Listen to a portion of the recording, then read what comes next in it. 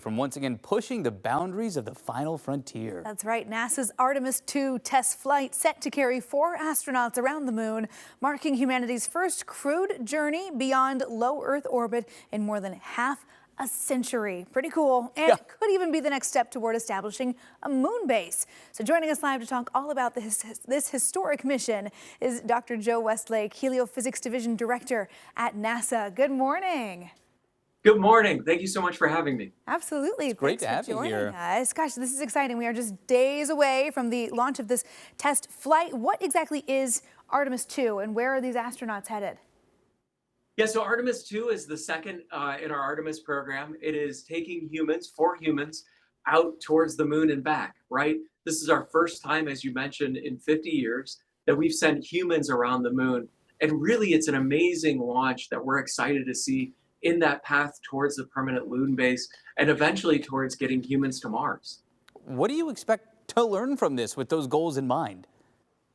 One of the best things they're going to get out of this is to wring out and understand really all the features and understanding of the Orion capsule and of the Artemis and space launch systems. So being able to send astronauts and crews out that way is a big deal. But also, those humans are gonna bring back science and understanding.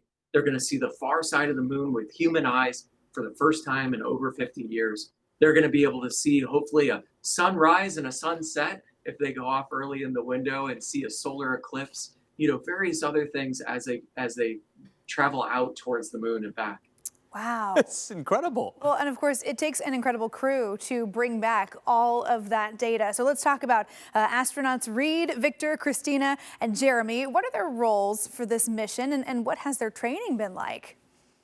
So these folks have been working on this mission for years. Those four have been training in and out of different simulations, in and out of different situations to prepare them for this epic journey. Those four are really incredible humans. They're some of the best that humanity has to offer, and really excited to see and understand their experience from their eyes as they go out there. I can't imagine. I just simply can't imagine what that would be like. For those that didn't experience the Apollo missions, can you just kind of help us understand how significant this moment is and just really put into context what you're accomplishing here with this mission if things go according to plan? I wasn't alive when the Apollo missions went forward, so I've never seen a live action trip out to the moon. That in itself is exciting to me as a person, and I think is really exciting to Americans in general. I hope you all are going to pay attention and watch as we go forward. But as we really learn and understand how humanity, how our human bodies, how our biology, how we actually experience space, it allows us that understanding to be able to have that longer and longer presence out at the moon and be able to establish that lunar base, have the permanent human presence out there, and those stepping stones as we go out into the stars.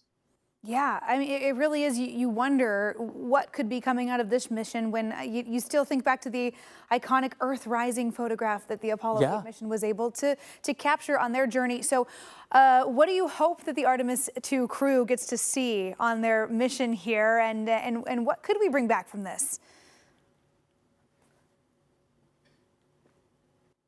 We'll be able to bring back images, but one of the best things that they're going to be able to bring back is bring back the human experience. They'll be able to bring back in their words, in their experience, in their understanding, what it was like to have seen the far side of the moon, what it was like to see the sun set and the sun rise behind and in front of, around the moon, what it is to see, that Earth rise, to see, the Earth as it goes smaller and smaller in your vision. I just think that personal connection is going to be so meaningful, so intense, and I just can't wait to hear it. Yeah, I just can't imagine. So where's the best way for us to be able to tune in to watch the launch live and keep ourselves up to date on all this? So as you guys go to nasa.gov, you can watch that launch live. You can follow along with our astronauts the entire time as they go through. They'll have regular check-ins. And really one of the great experiences in this recent, age of digital media and all the other things, I think we're going to be hearing so much more and so much more frequently during this 10-day trek from our astronauts. And just being able to hear their experience I hope you all will tune in. Oh yeah, I know. I will be tuning in. Yeah, It's no a question. live experience unlike any other to get to watch and just be along for the ride. Dr. Joe Westlake, thanks so much for joining us, and good luck to all of your Yes. colleagues this week. Thank you so much. I really appreciate it. Take care. Absolutely. Well, get ready to witness history tomorrow when NASA sends 4 astronauts into the moon's orbit. This is going to be such an ambitious 10-day mission, paving the way for humanity's return to the lunar surface. So much more to dig into about the Artemis II launch. If you want to learn more about the mission, just check out this story on coin.com when you click on AM Extra. Truly